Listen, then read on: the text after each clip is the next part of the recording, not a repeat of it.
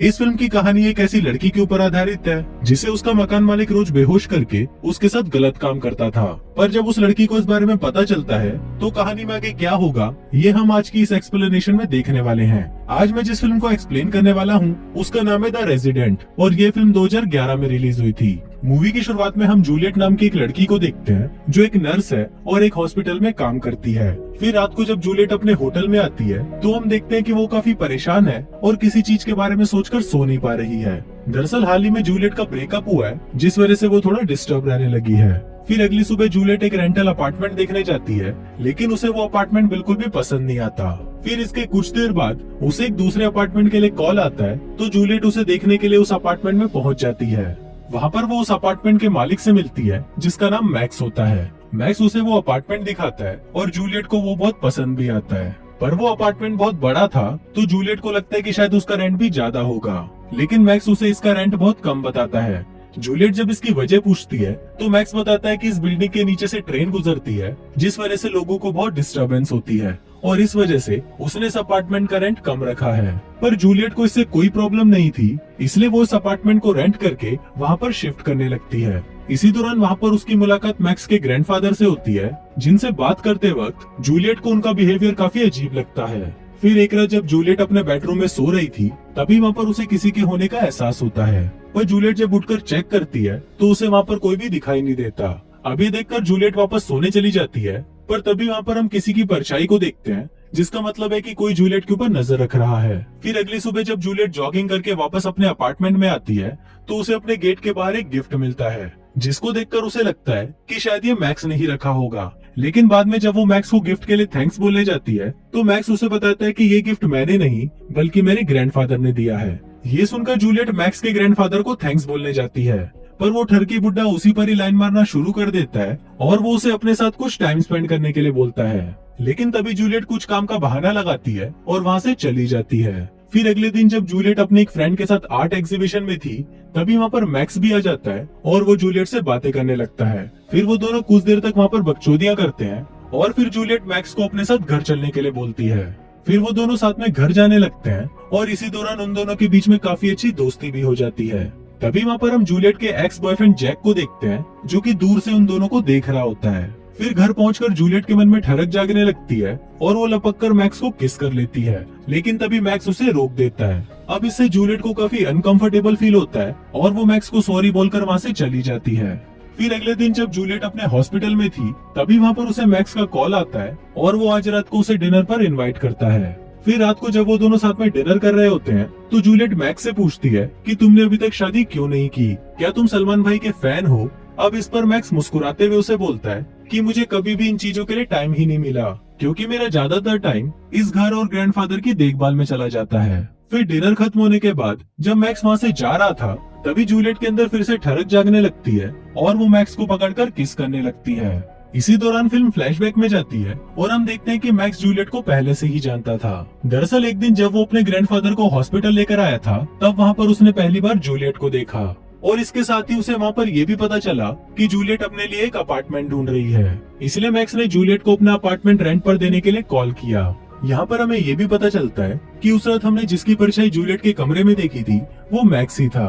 दरअसल मैक्स ने अपने घर को कुछ इस तरह बना रखा था कि वो जब चाहे तो वो छुपकर जूलियट के कमरे में आ सकता था और जब से जूलियट यहाँ पर रहने आई है मैक्स हर रात को छुपकर जूलियट के कमरे में आता है और उसे पूरी रात सोता हुआ देखता है, जिससे हमें पता चलता है कि मैक्स जूलियट के पीछे पूरी तरह पागल है। वहीं फिल्म वापस प्रेजेंट में आती है और हम देखते हैं कि मैक्स और जूलियट घपाघप करने की तैयारी कर रहे हैं।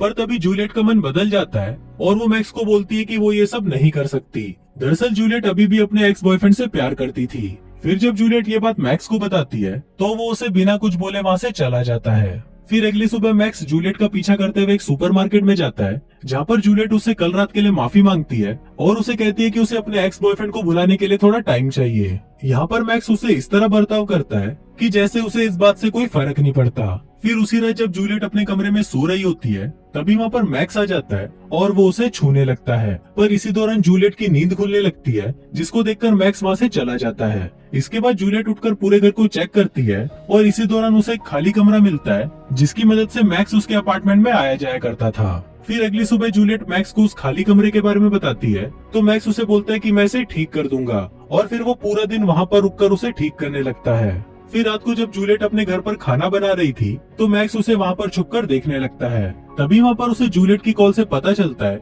कि आज रात को उसका एक्स बॉयफ्रेंड जैक उसके साथ डिनर करने यहाँ पर आने वाला है। फिर इसके थोड़ी देर बाद जब जूलियट वहाँ से चली जाती है, तो मैक्स उसके किचन से होते हुए उसके घर में आ जाता है। तभी वहाँ पर जैक भी आ जाता है और उसे देखकर मैक्स भागकर जूलियट के क्लोजेट में छुप जाता है। दूसरी तरफ जैक और जूलियट कुछ देर तक बातें करने के बाद एक दूसरे के करीब आ जाते हैं और वहीं पर ही धुआंधार घपाघप करने लगते हैं। मैक्स भी वहीं छुपकर उन दोनों के इस कार्यक्रम को देख रहा होता है और ये देखकर मैक्स को बहुत ज्यादा जलन होने लगती है। फिर जैक के वहाँ से जाने के बाद मैक्स गुस्से में जूलियट की वाइन में बेहोशी की दवा मिला देता है, जिसको जूलियट पी लेती है। फिर रात को जब जूलियट सो रही होती है, तभी मैक्स वहाँ पर आता है और उसे हर जगह पर छूने लगता है, पर अब क्योंकि जूलियट बेहोश थी तो उसे कुछ भी पता नहीं चलता। फिर अगली सुबह जूलियट काफी लेट उठती है, जिस वजह से वो हॉस्पिटल जाने के लिए भी बहुत लेट हो जाती है।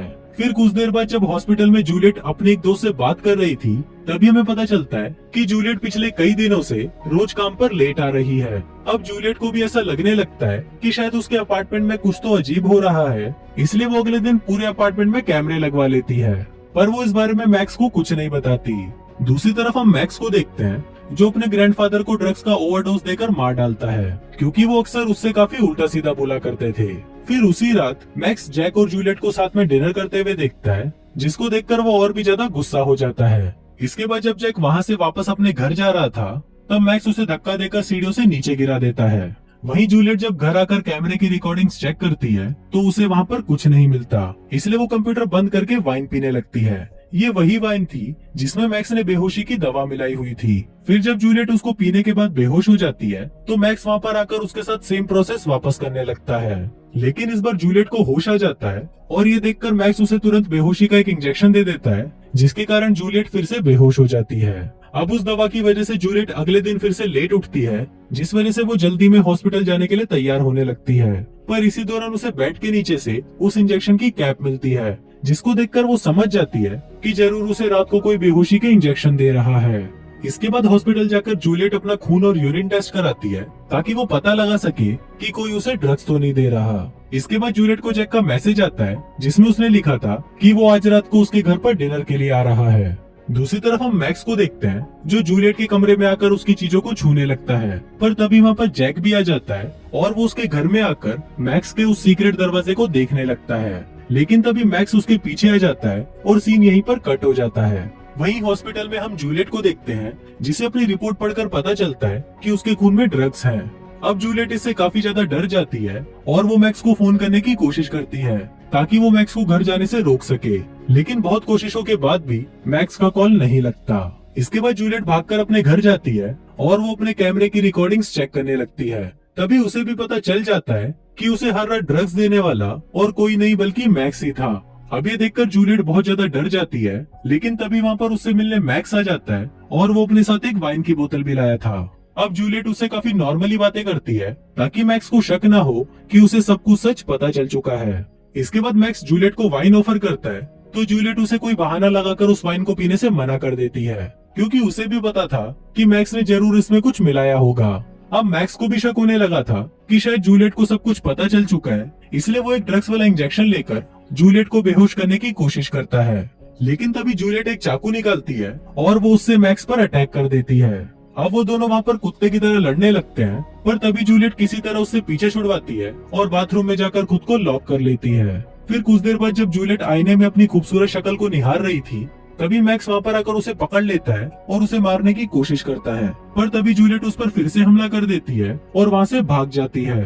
भागते हुए जूलियट एक रूम में जाती है, जहाँ पर उसे एक पंचिंग मशीन मिलती है। वो उस मशीन को लेकर वहाँ से भागने का रास्ता ढूंढने लगती है, लेकिन तभी मैक्स उसे एक मुक्का मारकर नीचे गिरा देता है। इसके बाद मैक्स उसे जान से मारने ही वाला होता है, पर तभी जूलियट उस पर उस पंचिंग मशीन से हमला कर देती है, जिससे मैक्स बहुत ज्यादा घायल हो जाता है। इसके बाद मैक्स उसे फिर से पकड़ने की कोशिश करता है, लेकिन जूलियट उससे किसी तरह बचकर एक स्टोर रूम में आ जाती है। वहाँ पर उसे जैक की डेड बॉडी भी मिलती है, जिसे मैक्स ने मारा था। फिर कुछ देर बाद मैक्स भी वहाँ पर आ जाता है और जूलियट उस पर पीछे से हमला करने की कोशिश करती है, पर तभी मैक्स उसे पकड़ लेता है और उसे जान से मारने की कोशिश करता है। पर तभी जूलियट उस पंचिंग मशीन से मैक्स पर बार बार वार करती है और उसे मार डालती है। और इसी के साथ ही ये फिल्म यहीं खत्म हो जाती है।